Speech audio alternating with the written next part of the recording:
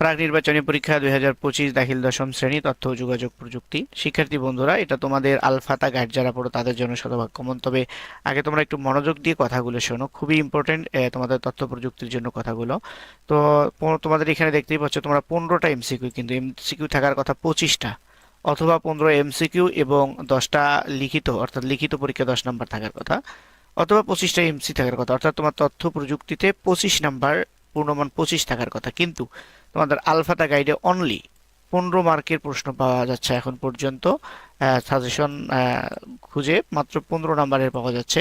কিন্তু অন্যান্য গাইডগুলো খুঁজে দেখা গেছে যে যেগুলোতে 25 মার্কের ফুল দেওয়া আছে, 15টা এমসিকিউ এবং 10 লিখিত।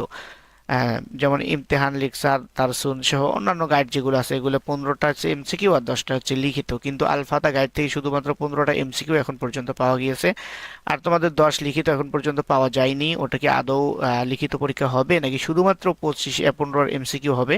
এখানে যেটা বোঝা যাচ্ছে যে পূর্ণমান দেখেন সময় নির্ধারণ করে দিয়েছে 20 মিনিট এবং পূর্ণমান মাত্র 25। তো এর দ্বারা 15টা এমসিকিউ 15 নাম্বার, এর দ্বারা যেটা বোঝা যাচ্ছে যে তোমাদের 15 মার্কের অনলি পরীক্ষা তথ্য প্রযুক্তি। তবে আমি খুঁজে দেখছি যে পরীক্ষার আগ মুহূর্ত পর্যন্ত যদি তোমাদের আরো লিখিত পরীক্ষা থেকে থাকে আলফাটা গাইড থেকে, অবশ্যই যেটা তোমরা যথাসময়ে পূর্ণাঙ্গ প্রশ্ন পেয়ে যাবা। তো আপাতত দেখো তোমাদের 15টা এমসিকিউ আমি তোমাদের সাথে শেয়ার করতেছি, শতভাগ কমন থাকবে ইনশাল্লাহ। খুব ভালোভাবে পড়ো তোমরা। সৃজনশীল কর্মের স্বত্বাধিকার দেয় কে? এখানে কোনো ডকুমেন্ট ব্যবহার করে প্রয়োজন হলে তা কি করা সংরক্ষণ করা হয়? কম্পিউটার তারিখ ও সময় ঠিক না থাকলে কি করতে হয়? কম্পিউটার চালু করার পর প্রতিবার ঘড়ির সময় ও তারিখ ঠিক করতে হয়। নিচের কোন ব্যাটারি পরিবর্তনের মাধ্যমে উক্ত সমস্যার সমাধান করা যায়? বুলেট, নম্বর, লাইন কোন গ্রুপে থাকে? তারপরে 11 স্প্রেডশিটে কয়েকটি সেল মিলে গঠিত হয় কি? তারপরে 5 নাম্বার দেখো তোমরা, কোন স্মৃতির লেখা মুছে ফেলা যায় না?